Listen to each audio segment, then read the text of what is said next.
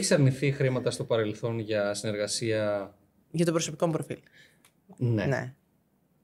Full. Πολλές φορές. Γιατί Γενικά, δεν σε άγγιξε αυτό που. και το προϊόν ή η υπηρεσία και μεγάλα ποσά. Γιατί να σου πω την αλήθεια, εγώ σαν βάση έχω τη δουλειά. Δεν ξεπουλήθηκες. Ωραία, τι ήταν για να σε γνωρίσουμε λίγο καλύτερα? Τι ήταν αυτό το οποίο είπες όχι? Αχ, δεν ξέρω. Δεν χρειάζεται να πεις επιχειρήσεις. Ναι. Γενικά, ναι. Τζόγος. Ναι. Ναι. Πολύ. Η τρίτη που μας το λέει με- συγκεκριμένο το μικρόφωνο. Ναι, με διατροφές και με τα λοιπά που είναι αυτά που δεν. Άμα δεν σε εκφράζουν. Ναι. λογικό. Ενός Η τύπου αλήθεια είναι Herbalife ιστορίες. που θα μπορούσα να το συμπληρώματα. κάνω, γιατί είχα μια έτσι. Έχω χάσει, ξέρω εγώ, από την εγκυμοσύνη και μετά κιλά και τέτοια. Και θα μπορούσα να Στοχευμένο. κοροϊδέψω τον κόσμο. Οπότε για ό,τι χρήματα και 5.000 να μου δίναν ευρώ δεν θα το έκανα. Και πραγματικά δεν πάω βάσει των χρημάτων. Εμένα η βασική μου δουλειά είναι το Αυτή 7 είναι η μπεμπέ, είναι η δουλειά, επιχείρησή μου.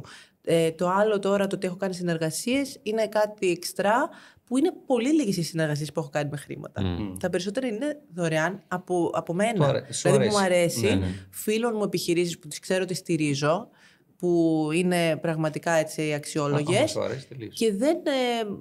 Πολλές φορές όμως ξέρεις τι, κάνω ένα λάθος. Μπορεί να αργήσω να απαντήσω ή και να μην απαντήσω. Αυτό είναι ένα λάθος, δεν είναι επαγγελματικό καθόλου σε τέτοιες προτάσεις. Γιατί ή δεν ξέρω τι να πω ή από τη δουλειά από αυτά που κάτι είναι Λίγο που θέλω να το διορθώσω. Να ναι, ξέρετε, ναι. όσοι αργεί να σας απαντήσει, δεν το κάνει επίτηδες. Και εννοείται χάνονται και κάποια, ειδικά στο Instagram,